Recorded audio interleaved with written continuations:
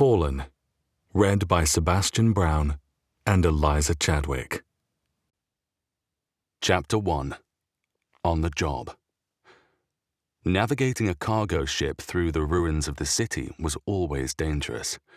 The ship hovered over a cleared, dusty patch. It was past noon, but the ghost city remained shrouded in darkness, with only faint light piercing through the dust in the atmosphere. Floodlights snapped on, illuminating the landing zone below. Relying on visual cues and analog instruments, the captain brought the ship down for a soft landing near a refugee camp. The old vessel trembled and groaned more than it should as it touched down. Dust billowed up, momentarily swallowing the ship before dispersing. "Remember, crew, the client mentioned scout drones in this area. I don't want the collective knowing we are here," Telvia said over the radio. "Security detail, sweep the area first. Everyone else, gear up and stand by. We are deep in the city now, so mask up." All departments confirmed over the radio. Telvia unfastened his 5-point harness and joined the rest of the crew in gearing up. He strapped on a grey bulletproof vest, a golden chalice spray-painted across the front, then secured a full-face gas mask with twin filters near the mouth. Thick, unbroken gas clouds lingered in the city ruins, deadly to anyone without protection. Those caught in them wouldn't die immediately, but would be left permanently sick, feeble, and sterile. One of the primary threats of venturing this deep into the city, undoubtedly one of the worst weapons used in the war, the Genetox smog cloud. Standing in the cargo bay, Telvia watched as the rusty ramp screeched open. He tucked his ledger under one arm while the 10 security detail members ran final gear checks. The tactician barked last-minute instructions over their private radio channel before leading the squad down the ramp. Telvia followed at his own pace. Even through the gas mask, the acrid stench filled his lungs, a sign that smog lingered here recently. The security team spread out in a radial formation, vanishing into the city ruins beyond the ship's glow. Telvia kept walking, making his way into the camp to find someone in charge. Gunfire rang out sporadically in the distance as Telvia wove through the crowded camp, asking for directions. Dozens of makeshift tents and small power plants dotted the area. People lingered, some tending to wounds, others watching over loved ones with weary, restless expressions. Many bore yellowed, sickly patches on their skin, a symptom of gas exposure. Those already infected wore no masks. There was no point. The gas wasn't contagious through touch. Only inhalation spread the sickness.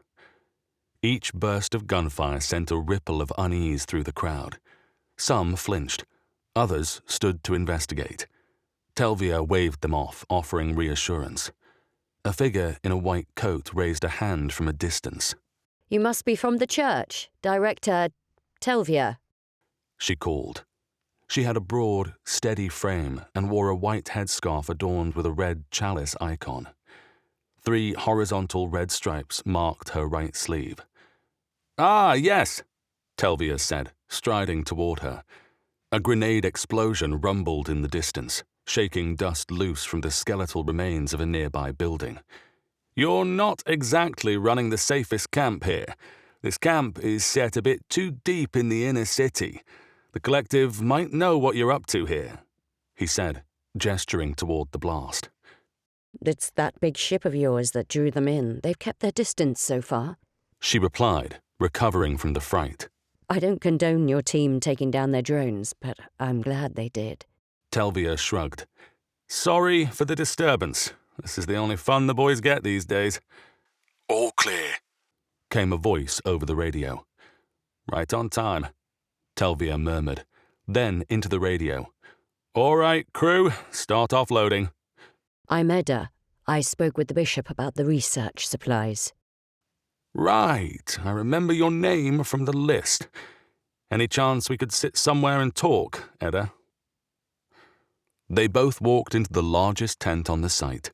Dim lights hung from wires, casting a weak glow over the space. The area buzzed with activity. People in white coats moved between makeshift offices and laboratories, while gurneys and medical equipment lay scattered about. They sat down at the desk in Edda's office, reviewing the list of supplies she had ordered and the fuel Telvia requested. All ledgers and logs were updated, and the necessary paperwork was signed.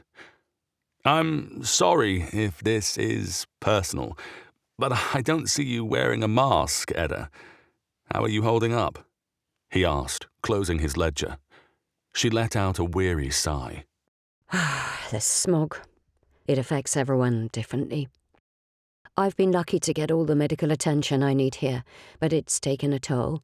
I just hope to finish this round of trials before I get worse. She gestured toward a board behind her, covered in schedules and test results. Telvia's expression hardened. "I see. Any breakthroughs? I heard kids outside. Any good news?" Well, you know that during the war, they designed geotox gas to make people sterile. What you may not know is that some of the patients can still bear children. They're born clean, but they inherit mutations made by the toxins. Between that and a weak immune system, they usually don't make it past a few years. That's what we've been working on here. She stared at her desk, pressing her lips together. It's a real shame. As devastating as the bombs were, the smog could be what really ends us. The weight of Edda's research hit Telvia like a kick to the chest. Suddenly, he felt lucky to be helping the cause. Just 8 years ago, everyone had fought to survive the nuclear winter. Since then, those same souls had been battling the lingering effects of chemical warfare. Some survivors had stayed free of contamination by fleeing the cities, seeking cleaner air and food in the countryside. Was it all resting on them now? Noticing Telvia lost in thought, Edda asked, I heard your crew is mostly clean. "We're all clean, yes. It's how we convinced an entire squad of soldiers to volunteer to help," he said, straightening in his seat as if preparing to leave. "The Lord knows they aren't here out of the kindness of their hearts." How big is the Spears crew? 50? Edda asked curiously. "Closer to 100 if we count the maintenance guys back home." My lord. Edda leaned back in her chair, processing that. You've all done well to stay clean while helping others. That's a disciplined crew. You might as well be the future of this city, Telvia. She said sarcastically, though she half believed it. I don't think we... A knock on the door interrupted him. It swung open without permission. The tactician walked in, followed by another figure wearing the same grey and gold vest. "TV, we have to move," he said. He was well built, sporting a buzz cut. Telvia stood up. Edda, this is Tactician Fenno and Logistics Officer Attima." A pleasure. Edda said. We've done refueling the Spear and we've offloaded all the crates and stacked them just outside the main tent. Don't open them yet. The ship tells me there's a dust storm coming. Attima said fast and sharp. Her polite smile lifted up her glasses. She kept her long platinum hair tied in a bun, wrapped in cloth, with the fabric snug over her head to keep both hair and ears shielded from the hazards in the air. "We have to go before then," Sinclair called. "He said it's important." Fenno added. That's not good. Well, you heard them, Edda. It's been a pleasure. I'll be praying for you and your research," Telvia said warmly, herding his team out the door. Stay safe. Edda called as the door closed behind them. Chapter 2. Back to headquarters. The ship landed at headquarters, a sprawling complex of buildings and facilities centered around a massive church. 2 more ships, similar to the Spear, were being serviced in nearby hangars. The 5 department leaders disembarked and made their way to the church, while the rest of the crew prepared to service the ship. They fell silent as they entered the church and walked through the main nave. The space was enormous and luxurious, its stained glass depicting scenes from the scriptures. A choir rehearsed on the altar beneath a massive golden chalice that hung overhead. It felt like stepping back in time. A few visitors sat in the pews, praying and lost in their own struggles. The crew's footsteps and gear echoed loudly whenever the choir paused. Just before reaching the altar, they turned into a side hallway leading to an office in the back. A priest exiting the office held the door open for them. Telvia led the way in, followed by the rest of the crew at a slow, respectful pace. They lined up just before a red line marked on the floor, stopping a measured distance from the bishop's desk. "Ah, the spear has arrived," said a loud, raspy voice. The figure behind the desk chuckled at the sight of them. The sickly figure was massive, wrapped in heavily decorated church robes and silks.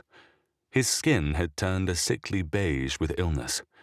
A masked servant cleaned the room, not for the crew's safety, but for the bishop's, while another kept an eye on equipment monitoring his vital signs.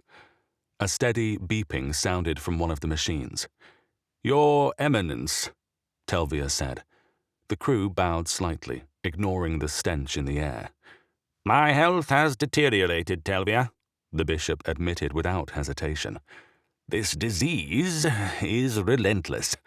I can no longer care for myself." He gestured weakly at his servants. "But what's more devastating is watching our efforts unravel. I bear grave news, especially for your crew." The crew stood perfectly still as he coughed, their eyes wide. "We are losing funds month after month. Your connections with the wealthy have earned us generous resources, but even those couldn't cover this year's estimates. The Regent Cardinal has ordered the termination of the ship program." The crew protested immediately, but respectfully. They all expressed how important the ships were. The bishop raised a hand lazily. "I know," he growled, louder than anyone else in the room.